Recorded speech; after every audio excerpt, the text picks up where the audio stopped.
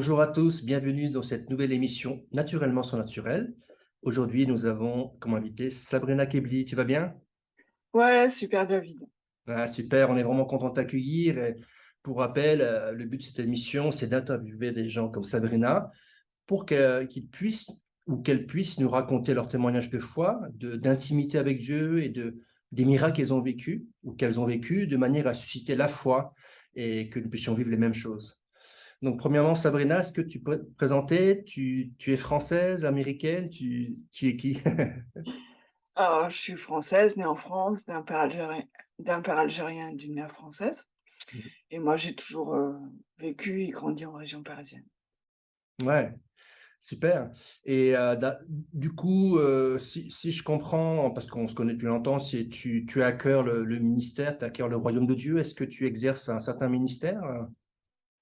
Oui, je pense que j'ai surtout un ministère d'évangéliste, hein, c'est mon cœur, les âmes. Et là, depuis peu, j'ai vraiment Dieu m'a conduit dans une nouvelle direction qui est vraiment l'implantation d'églises et notamment tout ce qui est le discipulat et la multiplication. Donc, Waouh!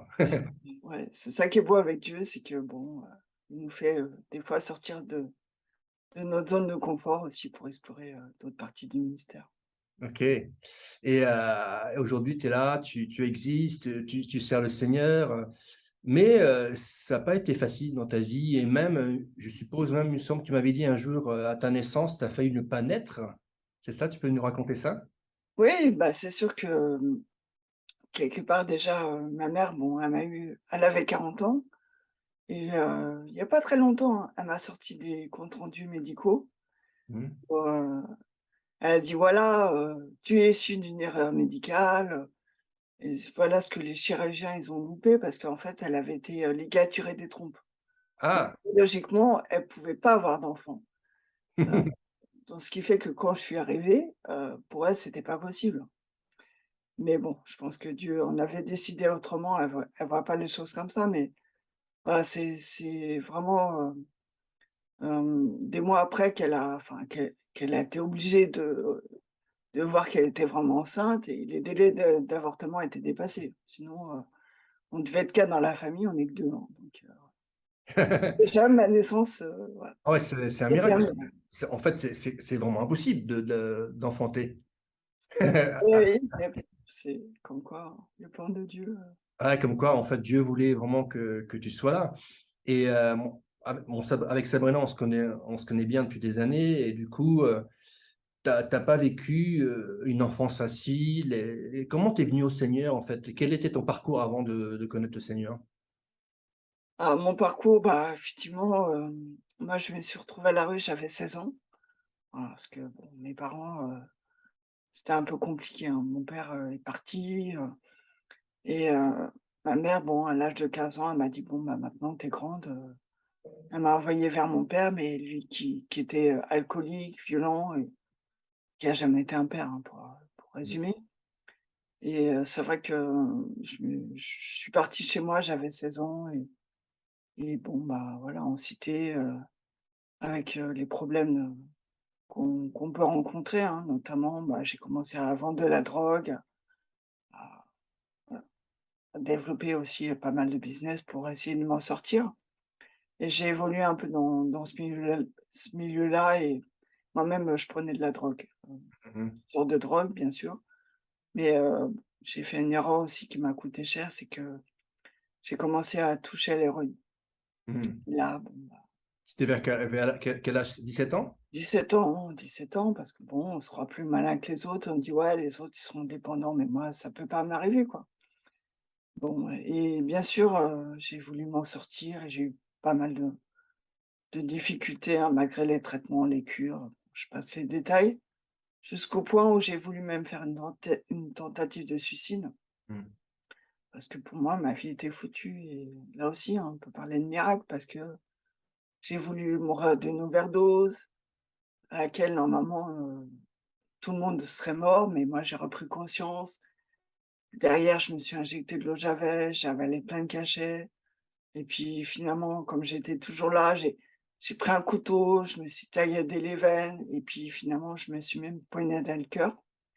Mmh. Je me suis mis 2 coups de couteau dans le cœur, hein, si bien que moi, je me suis réveillée, 5 semaines plus tard, à l'hôpital où tout le monde venait voir, la miraculée, hein, parce que pour eux, c'était, Bah, c'était impossible, incroyable. avec des coups de couteau dans le cœur. C'était quoi les pourcentages de chances de s'en sortir? Bah, ils avaient dit, mon copain de l'époque, j'avais une chance sur 100 de survie, pour pas Mmh. dire 0, Mmh. tellement l'hémorragie était importante, et puis, bon, les arrêts cardiaques, enfin, je passe les détails, mais même dans ces périodes de coma, parce que j'ai fait 5, enfin 4 semaines, 1 mois de coma, bon, où j'étais toujours là, hein, et bon, après ils ont dit: «Bon, même si elle sort du coma, de toute façon son cerveau il est mort, l'encéphalogramme est plat». Donc dans le meilleur pronostic, j'aurais été qu'un légume, où je reconnaîtrais personne, quoi, enfin, comme on voit, Dieu là aussi, on avait décidé autrement.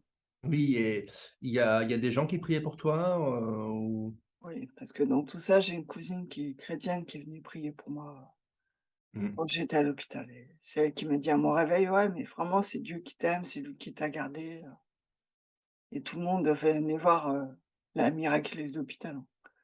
Mmh. Waouh, gloire à Dieu. Donc du coup, c'est même malgré nos infidélités, notre désobéissance, même quand on ne le connaît pas, ben, il a sa main sur nous, hein. Déjà, avant ta naissance, tu devais pas naître et ensuite, ben, tu es clairement dans le péché, dans la drogue, tu te suicides et malheureusement, si Dieu t'avait pas gardé, tu serais, je suppose, en enfer, et aujourd'hui, tu es là. Bon, c'est un vrai miracle, hein, un vrai miracle de conversion, mais aussi de grâce de Dieu.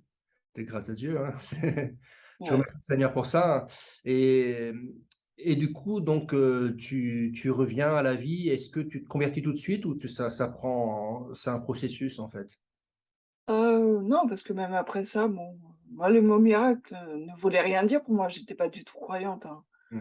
Ma cousine, ces histoires de Jésus, c'était bon, son truc à elle, et j'ai repris ma vie, hein. J'ai même repris de la drogue, même si j'étais encore, à l'hôpital, que j'ai trouvé le moyen même de reprendre l'héroïne. Parce que dans ma tête, il y avait rien qui avait changé, hein, j'étais Mmh. toujours la même personne. Puis après, bon, c'est vrai que, bon, j'ai fait un peu le bilan de ma vie aussi, et quand tu dis: «Bon, bah, t'as tout raté», même ma mort, j'avais raté, et à côté de ça, j'avais toujours ma cousine qui me disait: «Mais viens à l'église, Jésus il peut changer ta vie». Et bon, c'est là qu'on peut voir aussi l'humour de Dieu parce que, hem, un jour, elle m'a dit: «Tu fais quoi pour les fêtes de Noël?» Bah, j'ai dit: «Moi, rien de spécial», et bon, elle m'invite pour un rassemblement de jeunes chrétiens, un rassemblement européen, et ça avait lieu en Hollande, Mmh. et bien sûr, voilà, c'est pour moi, c'était le mot magique. «Ah ouais, super la Hollande, je vais pouvoir consommer», voilà. Donc je suis partie là-bas dans cette idée-là, et sur place, bien sûr, des gens m'ont partagé leurs témoignages, Mmh. et j'ai pu échanger avec, d'autres personnes, et qui pour eux, forcément, si je venais à un rassemblement de jeunes chrétiens, après tout ce qui m'est arrivé, c'est que j'avais une recherche de Dieu, et bon, c'était difficile pour moi de leur dire: «Bah non, moi je suis là juste parce que voilà, c'est la Hollande et je venais faire mes courses», mais comme quoi Dieu, il sait comment, il nous connaît, quoi, et suite à cela, bon, je me suis pas convertie, mais le gars avec qui j'ai échangé m'a dit: «Écoute, si tu veux savoir si ce Jésus-là dont je te parle, il est vivant, il est vrai, bah, tu n'as qu'à faire ta propre expérience et tu verras». Mmh mh. Et là, je lui ai dit: «OK», et je suis rentrée chez moi, bien sûr, hein, dans ma chambre, mais je me posais quand même des questions parce que j'avais failli mourir, et Mmh. effectivement, bah, je me suis dit: «Bon, si ces chrétiens ont raison et que Dieu existe», j'avais pas tout compris, mais la notion du paradis et de l'enfer, j'avais bien compris. Mmh mh. Il y avait sûrement quelque chose après la mort. Et je voulais être sûre de moi parce que Mmh. si Dieu n'existe pas, qu'il y a rien, c'est pas grave. Mais s'il existe, ça vaut quand même la peine de vérifier. Et dans ma chambre, hein, j'ai commencé à parler à ce Jésus. J'ai fait le bilan de ma vie, et pour moi, c'était difficile parce que j'avais pas choisi la vie que j'avais eue. J'avais Mmh. pas choisi de faire tout ce que j'avais fait. Pour moi, j'étais une victime, Et je lui dis: «Écoute, moi, je connais pas tes valeurs, tes critères, mais je peux reconnaître que peut-être à tes yeux, je suis pas si bien que ça, quoi». Mmh mh, mmh. Parce que j'avais aussi fait des choses dont j'étais pas très fière. Et j'étais sincère, en fait, dans ma discussion. Et je sais pas, hein, je vais pas dire que je m'attendais à ce que des anges apparaissent dans ma chambre, mais il y a une part de moi qui qui s'attendait quand même à quelque chose. Une sorte de signe de Dieu, c'est ça? Ouais, parce qu'il m'avait dit: «Fais ton espérance» et voilà. Donc j'attendais une réponse quelque part et dans cette frustration et rien ne se passait, je lui dis: «Bon OK, on est d'accord, tu pas, c'est ton dernier mot». Puis rien, bon, puis bon, là, j'étais quand même soulagée parce que même si on croit en rien, on n'aime pas avoir tort et bon, je me dis: «Bon, bah, voilà, OK, j'ai testé, j'ai Dieu n'existe pas» et puis là, j'attrape mon sachet d'herbe que j'avais ramené, hein. Je m'apprêtais à rouler un joint, fêter la bonne nouvelle que Dieu n'existait pas et je sais pas ce qui m'a pris, mais c'est vraiment à ce moment-là que j'ai fait le meilleur deal de toute ma vie et j'ai dit à ce Jésus: «Tu vois, moi, la drogue, c'est toute ma vie». J'ai commencé à fumer à l'âge de 12 ans, 13 ans. J'ai pris du cannabis, ecstasy, enfin, même de l'héroïne et jusqu'à aujourd'hui, je peux pas rester une journée sans prendre quelque chose. Et là, je lui ai dit: «Si tu me délivres de ça, là, je crois en toi, je te suivrai». Et à ce moment-là, j'ai à peine fini ma phrase que j'ai vraiment la puissance de Dieu, la présence de Dieu qui m'est tombée dessus, qui m'a envahi, qui m'a rempli, rempli, rempli dans tout mon corps, littéralement, de la tête aux pieds. Mais là, c'était vraiment pour le coup surnaturel, quoi. Waouh! Je Ah me rappelle que j'ai même regardé mes bras, je me dis: «Mais qu'est-ce qui se passe, quoi?» oui. Autant bon, j'étais pas droguée, hein, j'étais clean et mais je pouvais pas nier que ce que je vivais, c'était concret. C'était mon expérience que moi je vivais, pas des choses que les autres me racontaient et c'était tellement puissant, tellement fort qu'à ce moment-là, non seulement j'ai réalisé que j'avais cherché à travers la drogue un bien-être qui finalement n'est qu'artificiel et qui dure pas et que ce Jésus-là pouvait me donner encore mieux une sensation de bien-être, de paix que waouh, que j'avais jamais, ressenti avec n'importe quelle drogue. Franchement, c'était waouh, c'était puissant, c'était fort et à un moment donné, j'ai même eu peur. Pourtant, bon, j'étais amatrice de sensations fortes mais j'avais l'impression que mon corps, il allait, je sais pas, imploser de l'intérieur, mais j'ai crié: «Stop!» et puis ça s'est arrêté. Et en fait, à ce moment-là, j'ai dit: «Bon, je peux plus dire que Dieu n'existe pas, quoi». Et c'était tellement concret que finalement, bah, c'était évident pour moi que ce que j'avais dit, il avait fait, qu'il m'avait vraiment délivré de tout. Mmh. Et j'ai pris toute la drogue que j'avais dans ma chambre, j'ai tout jeté aux toilettes. Et Mmh. depuis ce jour-là, depuis cette nuit-là, j'ai vraiment été délivrée de toutes mes dépendances. Mais tout, hein, quand je dis tout, c'est tout. Même le lendemain matin, je me rappelle, je me lève, j'allume ma cigarette comme ça, je prends mon café. Puis là, je réalise que ma cigarette n'avait pas de goût. Je me dis: «Tiens, c'est bizarre, elle craque, enfin, il y a un trou, il y a un truc qui va pas», mais en fait, non, la cigarette était normale. Mmh. Là, j'ai réalisé que même jusqu'à la cigarette, j'avais été totalement délivrée.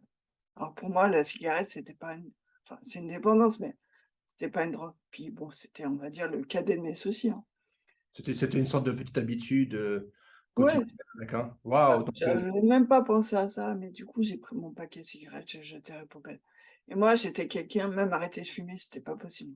Je mmh me mh. levais la nuit pour fumer, quoi. Et j'étais vraiment délivrée. Mais c'était pas qu'une délivrance physique, tu vois? Mmh Moi, mh. j'ai fait des sevrages, des cures, des où j'ai rechuté, mais j'ai pu tenir, tu vois? J'ai pu vivre aussi, sans drogue. Mais tu vois, une semaine après, je croise une fille dans la rue et là, elle me dit: «Tu pas du feu?» Et là, spontanément, je lui dis: «Non, bah, désolée, je fume pas». Et en fait, je me dis: «Mais c'est moi qui ai dit ça», ça m'a surpris parce que moi, j'avais fumé, ouais, c'était toute ma vie, quoi. Ouais, ouais, c'est impressionnant. C'est Dieu, il a pas seulement fait un changement, en fait, il a fait un changement profond de ton identité, mais corps, âme et esprit, en fait, hein. C'est ça. Et là, j'ai compris que c'était, vraiment un changement intérieur et qu'il y avait vraiment quelque chose qui avait changé, quoi. Et ouais, j'ai vécu une guérison, une délivrance, en tout cas, ouais. tout ce qui était dépendance, tout est parti, d'un coup. Oui, et ça me fait penser à un passage dans la Bible, que le royaume de Dieu, n'est pas c'est une démonstration de puissance aussi, en fait. Parce que c'est vrai que toi, tu avais, une sorte de plaisir, dans la drogue, dans la cigarette, dans l'herbe et tout. Mais, c'est vrai que Dieu a créé toutes choses sur la terre mais le plaisir qu'on a en Dieu, la en fait, la présence de Dieu surpasse tout ça. Et c'est vrai qu'aujourd'hui, on le voit dans ton témoignage, mais je pense que beaucoup de gens ont besoin de faire leur propre expérience de la réalité de Dieu qui est supérieure, et justement, ceux qui regardent la vidéo, je vous encourage, je vous donnerai pas un exemple de prière, vous vous mettez à genoux, vous mettez pause et vous dites: «Seigneur, je veux faire une expérience de ta présence, de ta réalité, de ton amour, de ta joie, de ta force», et il le fera en fait. Il le fera parce qu'il l'a fait pour toi, Sabrina, et je pense qu'il peut le faire pour tout le monde. Amen, bien sûr. C'est pas seulement pour toi, hein.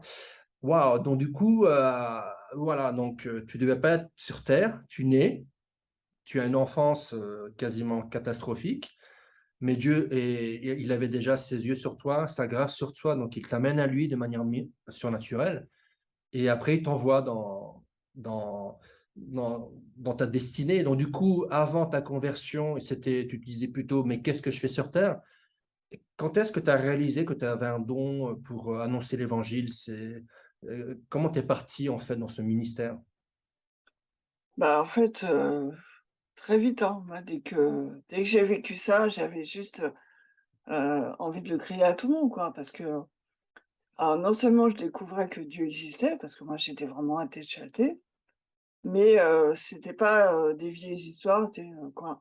Moi j'avais un peu l'idée que la Bible, c'était des miracles, voilà, de il y a 2000 ans, quoi.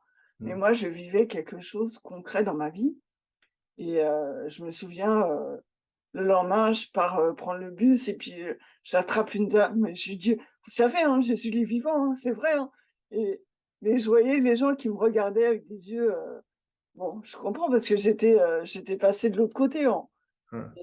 et j'ai eu toujours ce cœur, en fait, de pouvoir, communiquer en tout cas ce que Dieu avait fait dans ma vie parce que moi je reviens de loin et je sais qu'il y a tellement de personnes, et pas que des jeunes, hein, qui souffrent notamment, d'addiction Mmh. et qui pourraient tellement vivre autre chose, avec l'amour et la présence de Dieu, quoi.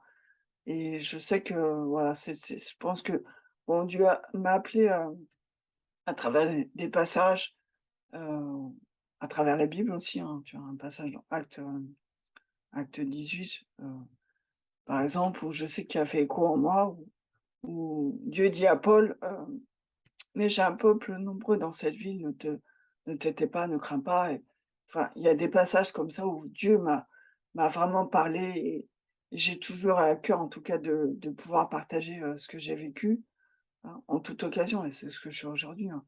Pas que dans les églises, hein, je vais aussi dans les prisons, dans les écoles, heu, donc ça me permet aussi de pouvoir, témoigner de ce que Dieu peut faire, parce qu'on D'accord. en a besoin. Donc, Dieu, pour toi, il a agi de manière surnaturelle. Est-ce que dans ce que tu fais pour le Seigneur, dans le fait de témoigner dans les prisons, dans les rues, dans les églises, est-ce que des fois tu as vu des actions surnaturelles qui t'ont aidé dans le partage de ton témoignage ou dans l'annonce de l'évangile? Ouais, bien sûr, parce que, moi, c'est super de voir bon, des fois, les gens, lors d'une réunion d'évangélisation, bon, il y a des gens qui se donnent à Jésus ou qui sont délivrés, qui peuvent témoigner. La frustration des évangélistes, c'est que nous, on passe, tu vois? On voit pas les gens après, Hein? donc si on ne fait pas de retour, on sait pas toujours ce que deviennent les personnes, mais bah, grâce aux témoignages vidéo, par contre, comme j'ai fait pas mal, de vidéos, notamment, celle qui a été enregistrée sur France 2, hein, toute une histoire où j'ai des gens qui m'ont contacté des fois, 1 an ou 2 ans après, qui m'ont dit: «Ah mais suite à cette émission, j'ai vraiment, donné ma vie à Jésus. Moi aussi j'ai vécu des délivrances», et je sais que ça sert et c'est pour ça que je suis là aujourd'hui, que Mmh. je fais cette émission avec toi. Waouh! je suis vraiment reconnaissant au Seigneur de ce qu'il a fait dans ta vie et de voir que ce que tu as reçu, tu le transmets aux autres. Est-ce que tu aurais un conseil à donner à ceux qui nous regardent ou qui nous écoutent? Ouais, ouais, le conseil, c'est déjà de se dire qu'il y a enfin, aucune situation qui est désespérée aux yeux de Dieu. Mmh. Moi, c'était vraiment, voilà, déjà, j'aurais pas dû naître, j'ai grandi avec, des parents, absents, enfin, violents, enfin, j'ai vécu, des choses difficiles, hein, des blessures aussi que Dieu a guéries par la suite. Mmh.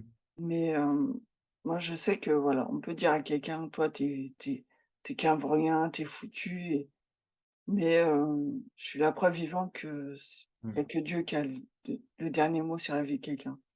Mmh. Si je peux partager un témoignage qui me vient comme ça. Oui, bien sûr, hein. Un jour, j'avais bon, je faisais beaucoup d'évangélisation de rue, j'en fais un peu moins maintenant, mais en tout cas, j'ai toujours des témoignages ou des évangiles dans mon sac à main et je crois que c'était le témoignage, en petit format je crois que c'était Yannis Gauthier. Il m'en restait un et je prie, je demande à Dieu, je dis: je veux pas le donner comme ça au hasard. Enfin, je veux vraiment que ça puisse vraiment toucher et transformer la vie de quelqu'un». Mmh. Et je priais comme ça et la personne que Dieu me montre, en fait, je vois un gars que je croisais quasiment tous les matins en allant bosser, hein. Je travaillais à Bastille et dans les marches du métro, il y avait un jeune qui faisait la manche et je l'ai croisé plusieurs matins et j'avoue que ça m'a un peu, fait mal parce que quand je l'ai vu ce jeune, c'était plutôt: «Bon, tu me gênes, tu es dans les marches du métro, c'est les heures de pointe». J'avais franchement aucune compassion et même jamais pensé à lui parler de Dieu Mmh. et heu et Dieu me montre ce jeune, quoi. Je me rappelle que le lendemain matin, je repris, je dis: «Tu sûr, c'est lui, il faut que j'aille voir lui» et heu et vraiment c'est vraiment l'image que Dieu m'a montrée. Donc je suis partie un peu plus tôt, hein, parce que pour avoir le temps de lui parler et je le croise, il était là et je vais le voir, je dis: «Bon, ça va». C'est toujours compliqué de dire, quelqu'un qui est dans la rue: «Ça va». C'est forcément s'il est là, c'est que ça va pas et je lui dis: «Tu sais, moi, j'étais à ta place il y a quelques années et je sais pas si tu crois en Dieu, mais en tout cas, je voudrais vraiment, t'encourager parce que, moi, je sais que c'est possible de t'en sortir» et je lui donne le témoignage, le dernier que j'avais et je commence à lui partager mon histoire, quoi Mmh. et le gars, il me regarde et puis il me dit: «Oh, c'est incroyable». Lui, en fait, bon, moi, je prenais de l'héroïne, il shootait un peu avec la kétamine, hein, qui est un dérivé aussi, heu, c'est un médicament qui est à base d'opium aussi et puis, lui aussi, il sortait du coma et puis il me dit: «Ah mais moi aussi, hein, j'ai fait les réanimations» et puis il me montre sa cicatrice, tu vois? Mmh. J'ai dit: «Tu vois, moi aussi j'ai la même, j'ai une trachéotomie». En fait, j'avais eu le même parcours que lui Ah! et ça l'a tellement touché que, du coup, bah, il était super ouvert et ce qui était formidable, c'est qu'il avait juste un sac de voyage, un sac, avec ses affaires et il ouvre et il avait une Bible qu'une personne aussi, lui avait donnée, un chrétien. Mmh. Il me dit: «Ouais, bon, je suis pas vraiment croyant, mais entre ce qu'on m'a partagé, la Bible que j'ai reçue, que je commence à lire et ce que tu me dis là», il me dit: «Ouais, enfin, c'était évident pour lui que Dieu s'intéressait à lui, quoi». Mmh. J'ai donné rendez-vous le soir, on était à Passy, il y a plein de pubs, on a été boire un verre, puis on a discuté, puis je l'ai orienté sur, l'église, Paris Métropole, hein, Mmh. qui est pas loin et après je l'ai plus revu dans la rue, donc j'espère en tout cas qu'on s'est occupé de lui et qu'il est vraiment sorti de là, mais en tout cas, voilà, quand on fait ce que Dieu nous demande Mmh. et qu'on se laisse conduire, franchement, on voit Dieu agir et franchement, j'avais honte parce que, tout ce que je voyais quand je le voyais dans le matin, c'était, putain, plutôt vas-y dégage, tu gênes le passage, quoi. Mmh. Voilà, Mmh. c'est un témoignage, j'en aurais d'autres à raconter, mais Mais merci pour ce témoignage, c'est très encourageant. Pour conclure cette émission, est-ce que tu pourrais prier pour ceux qui nous regardent? Tu pourrais prier, par exemple, pour des miracles dans leur vie, ça peut être des guérisons, une conversion. Sens-toi libre de prier comme tu le sens. ouais. Père, je te remets vraiment chaque personne, Seigneur, qui va écouter cette émission parce que je sais que tu as des plans pour leur vie. Chaque personne qui naît, Seigneur, c'est toi qui l'as voulu. Longtemps, j'ai pensé que c'était vraiment une erreur de naître. J'étais dégoûtée de venir, d'être venue au monde, dans ce monde où tout est noir, où tout est difficile. Mais aujourd'hui, je te connais et je sais que tu avais des plans pour ma vie et que tu en as, Seigneur, pour chaque personne. Vraiment, touche-les, Seigneur, bénis-les s'ils ne te connaissent pas, qu'ils puissent vraiment, Seigneur, se donner à toi, que toi-même tu puisses te révéler à eux de façon surnaturelle comme tu l'as fait pour moi, ou de façon aussi naturelle, parce que tu as tellement de façons d'agir, mais en tout cas, tu es un Dieu du surnaturel, donc nous savons que rien n'est dû au hasard.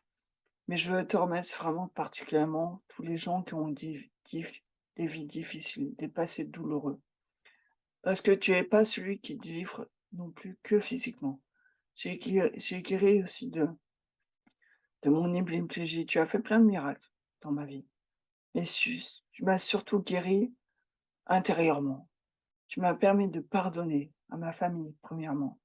Tu m'as guéri à travers aussi des blessures que j'avais par des violences, par des relations avec des hommes qui ont été difficiles. Et je sais que j'aurais pu faire des années de psychothérapie, mais tu m'as guéri en quelques minutes de tellement de choses que la liste est trop longue pour le dire. Alors vraiment, Seigneur, que chaque personne puisse te parler librement, Seigneur, parce que je sais que tu vas agir. Et je te le prie, Seigneur, pour cela, dans la puissance de ton esprit et dans ton nom, Seigneur Jésus. Amen. Amen. Merci beaucoup, Sabrina, pour ton temps. De Et, rien. ouais, et merci à tous ceux qui nous ont regardés. Je vous souhaite une bonne continuation à tous et je vous donne rendez-vous pour une prochaine émission Naturellement sur Naturel. Au revoir. Bye bye.